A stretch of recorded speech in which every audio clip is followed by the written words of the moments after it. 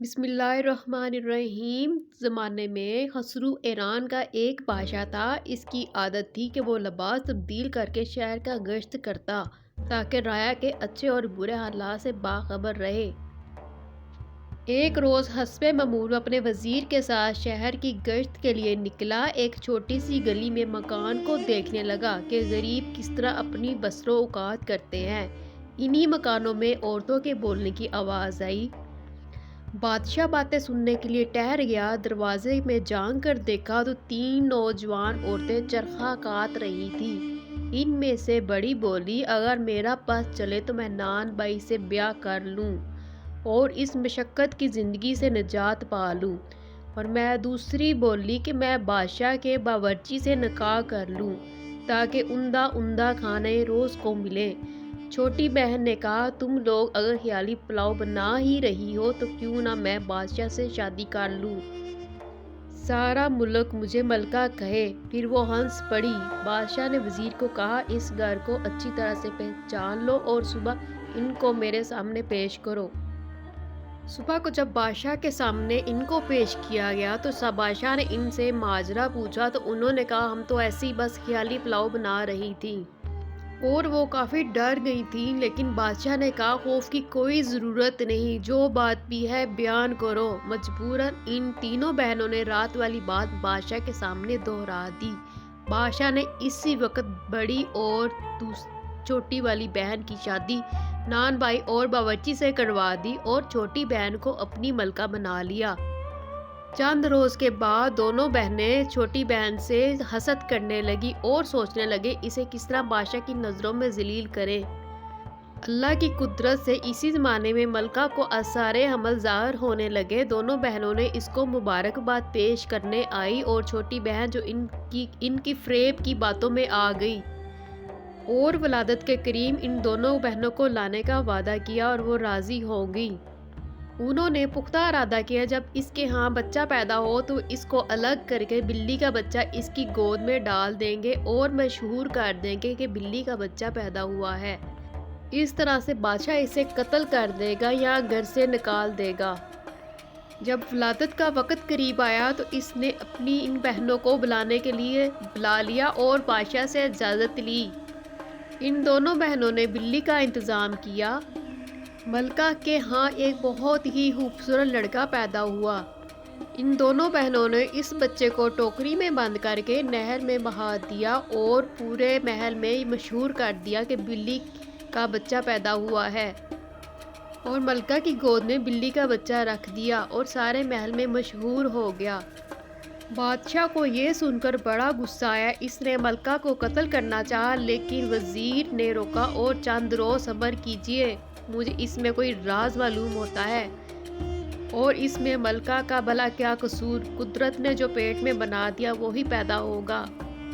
دونوں بہنوں نے جب بچے کو ٹوکری میں بند کر کے بہا دیا تو وہ چلتا رہا اور آگے ایک مالی کی نظر اس پر پڑ گئی۔ جب مالی نے ایک بچے کو دیکھا تو وہ بہت خوش ہوا کیونکہ اپنی اس کی کوئی اولاد نہ تھی۔ مالی اسے خوشی خوشی گھر لے آیا اور اپنی بیوی کے حوالے کیا اور اس کی بیوی نے خوشی خوشی اس کو پالنا شروع کیا جیسے ان کا اپنا بچہ ہو۔ مالی نے یہ بات کسی کو نہ بتائی اور سوچا ہو سکتا یہ کوئی راز ہو۔ مالی نے اس بچے کی تعلیم و تربیت میں کوئی کسر نہ چھوڑی۔ بچہ پلتا رہا یہاں تک کہ 1 سال کا ہو گیا۔ دوسرے سال بھی ملکہ کے ہاں ایک بچہ پیدا ہوا۔ بدنصیب ملکہ نے اپنی بہنوں کو پھر سے دوبارہ بلا لیا۔ اب کی بار مردہ کتے کا بچہ اس کی گود میں ڈال دیا اور مشہور کروا دیا کہ کتے کا بچہ پیدا ہوا ہے، اور اسے بھی اس کے بچے کو ٹوکری میں ڈال کر نہر میں بہا دیا اور اتفاقاً اسے بھی مالی نے پکڑ لیا اور اس کی پرورش کرنے لگا۔ تیسرے سال ملکہ کے ہاں ایک لڑکی پیدا ہوئی لیکن ان حاسد بہنوں نے اسے بھی مردہ چوہی مشہور کر دیا اور لڑکی کو بھی بہا دیا۔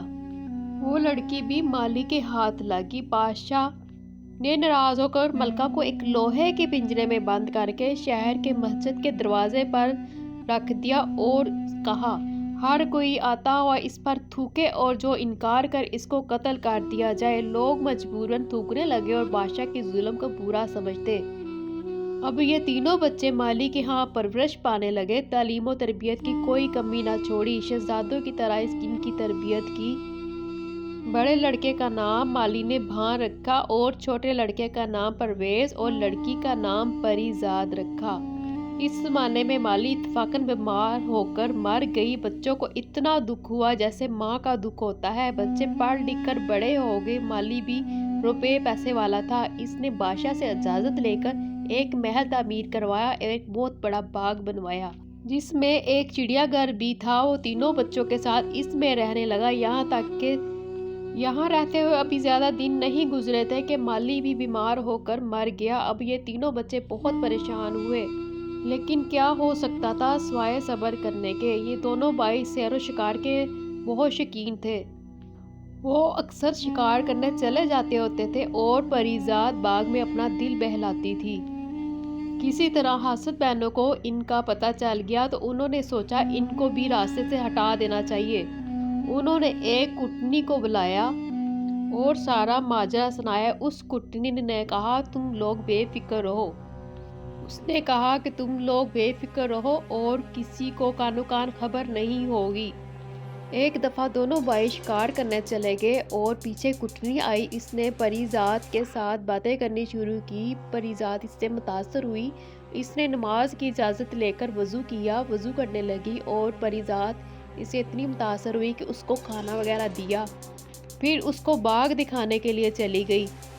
اس کٹنی نے کہا کہ اس باغ میں ویسے تو سب کچھ ہے لیکن 3 چیزوں کی کمی ہے، اگر وہ مل جائیں تو یہ باغ بے مثال ہو جائے گا۔ اس کٹنی نے کہا بولتی چڑیا اور گاتا درخت اور سنہرے چشمے کے پانی کی کمی ہے، اگر وہ بھی آ جائے تو یہ جنت کا نمونہ بن جائے گا۔ پریزاد نے کہا یہ چیزیں کہاں سے بھلا ملے گی؟ کٹنی نے کہا یہاں سے 20 روز کی مسافت پر ہندوستان کی سرحد پر جو پہلا آدمی ملے گا وہ یہ راستہ بتا سکتا ہے۔ یہ کہہ کر وہ وہاں سے چلی گئی اور پریزاد سارا دن سوچتی رہی کہ مجھے یہ چیزیں چاہیے۔ تو جب شکار سے اس کے بھائی واپس آئے تو اس نے ذکر کیا۔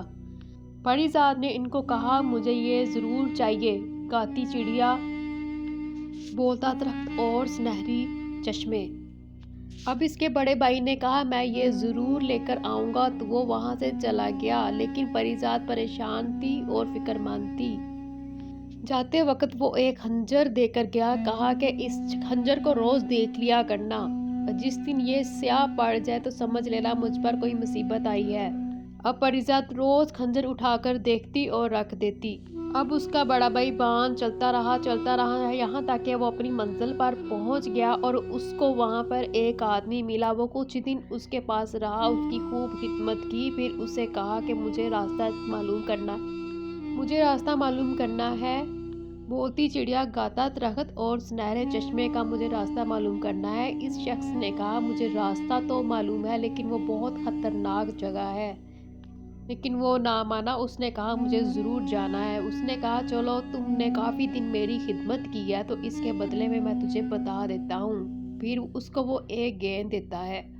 اس نے کہا اس گیند کو زمین پر ڈال دو اور خود اس کے پیچھے چلتے رہو، جیسے جیسے آگے بڑھو گے تو تمہیں کافی آوازیں آئیں گی، لیکن تم نے کبھی بھی پیچھے مڑ کر نہیں دیکھنا ورنہ پتھر کے ہو جاؤ گے اور تمہیں بہت صبر سے کام لینا ہوگا، تمہیں تمہاری مطلوبہ چیزیں مل جائیں گی۔ اب بھابر نے فقیر کا شکریہ ادا کیا اور وہ گیند کو زمین پر ڈال دیا اور اس کے پیچھے چل پڑا۔ گیند پہاڑ کے دامن پر ٹھہر گئی۔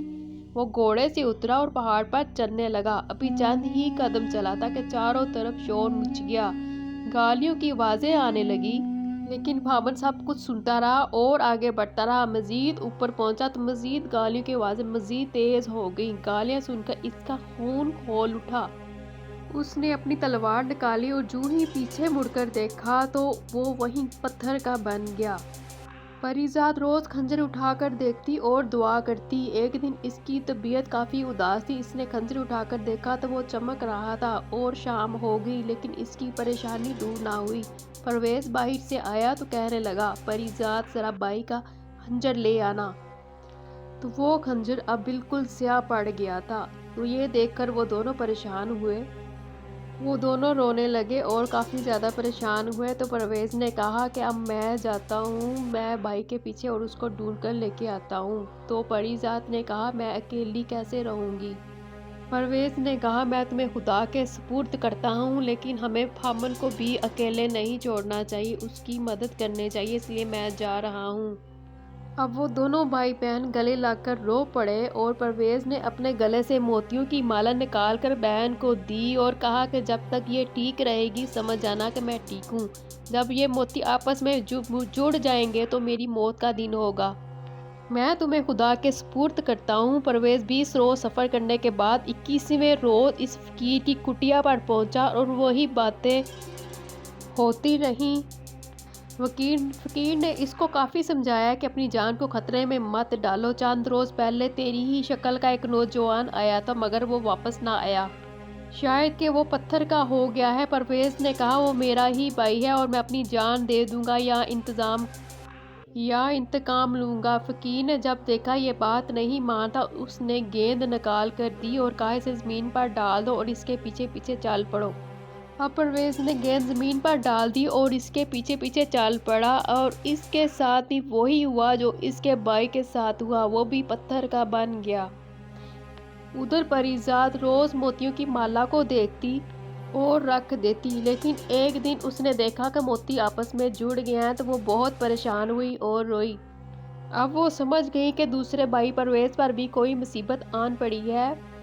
وہ سارا دن بھائیوں کو یاد کر کے روتی رہی۔ دوسرے دن مردانہ لباس پہن کر گھوڑے پر سوار ہوئی اور اللہ کا نام لے کر چل پڑی۔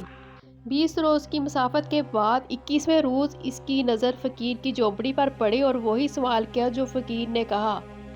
فقیر نے کہا بیٹی مجھے معلوم ہے تم لڑکا نہیں ہو، پھر اتنا بڑا ارادہ کیوں؟ اس نے کہا یا تو میں ان کا بدلہ لوں گی یا پھر یہیں ختم ہو جاؤں گی۔ اسے فقیر نے بہت سمجھایا لیکن وہ نہ مانی۔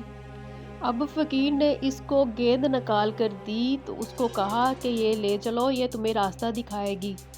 اب پری ذات نے فقیر سے گیند لے کر اس کو سلام کیا اور پھر اپنے کان میں روئی اس طرح سے ڈال دی کہ کان بالکل بند ہو گئے۔ یہ دیکھ کر فقیر مسکرایا اور کہنے لگا یقیناً تم ضرور کامیاب ہو جاؤ گی، یہ ترکیب آج تک کسی کے دماغ میں نہیں آئی، جاؤ خدا تمہاری مدد کرے۔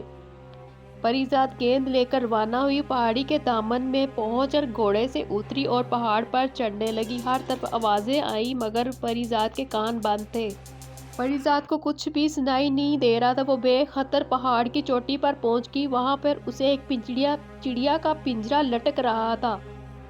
اب پری ذات نے اپنے کانوں سے روئی نکالی اور چڑیا شور مچا رہی تھی، کہہ رہی تھی جلدی سے اس کو پکڑ لو، یہ چور ہے۔ پری ذات نے اس کا پنجرا اتار لیا، چڑیا خاموش ہو گئی، کچھ دیر کے بعد بولی اب میں آپ کی غلام ہوں۔ پری ذات نے پوچھا گانے والا درخت کہاں ہے؟ تو چڑیا نے ایک طرف اشارہ کیا تو پری ذات نے وہاں سے ایک شاخ توڑی اور وہاں پہ ایک چشمہ تھا، وہاں سے پانی بھرا۔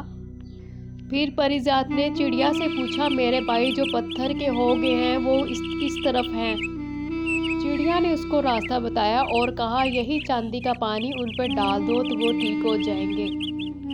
پھر خدا کی قدرت دیکھو، پری ذات نے بھائیوں کو ڈھونڈا اور ان پر چشمے کا پانی چھڑکا، وہ اسی وقت اصلی حالت میں آ گئے اور بہن سے مل کر بہت خوش ہوئے۔ اس کے بعد تینوں نے مل کر تمام آدمیوں پر چشمے کا پانی چھڑکا اور جو سب پتھر کے تھے وہ پانی پڑتے ہی اللہ کے حکم سے اصلی حالت میں آ گئے۔ اس کے بعد وہ پہاڑ کے نیچے اتر آئے تو دیکھا کہ گھوڑے کھڑے ہیں، سب نے اپنے اپنے گھوڑے پہ چال لیے اور اس پر سوار ہو کر اپنے اپنے راستوں پر چل دیے۔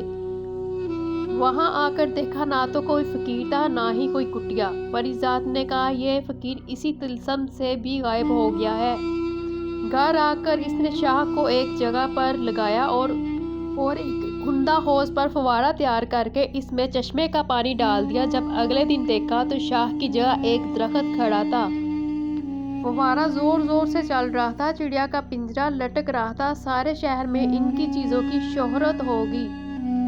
ایک روز بھابن اور پرویز شکار سے واپس آئے تو انہیں راستے میں بادشاہ کی سواری ملی۔ اس نے کوشش کی اس بادشاہ سے بچ کر نکل جائے مگر ان کا آمنا سامنا ہو گیا اور وہ مجبوراً کھڑے ہو گئے۔ جب بادشاہ قریب سے گزرا تو جھک کر سلام کیا۔ بادشاہ نے دریافت کیا تو کس کے لڑکے ہو؟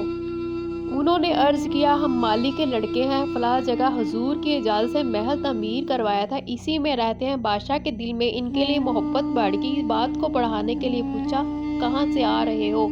جواب ملا شکار کرنے گئے تھے۔ بادشاہ نے پوچھا بغیر اجازت شکار کیوں گئے؟ جواب آیا آئندہ نہیں جائیں گے۔ بادشاہ مسکرا کر کہنے لگا کیسے شکار کھیلتے ہو؟ تو دونوں بھائی جنگل جا کر کہیں سے شیر مار کر لے آئے اور بادشاہ کے سامنے پیش کر دیا۔ بادشاہ کے سامنے جب پیش کیا تو وہ اسے اتنا متاثر ہوا اور کہنے لگا تم میرے ساتھ شاہی محل چلو اور کھانا کھا کر چلے آنا۔ دونوں بھائیوں نے عرض کیا کھانا کھانے میں ہمیں کوئی مسئلہ نہیں، مگر ہماری ایک چھوٹی بہن بھی ہے، ہم اس کے مشورے کے بغیر کہیں کچھ بھی نہیں کرتے۔ آج ہم اس سے پوچھ لیں اور کل آپ کی خدمت میں آ جائیں گے۔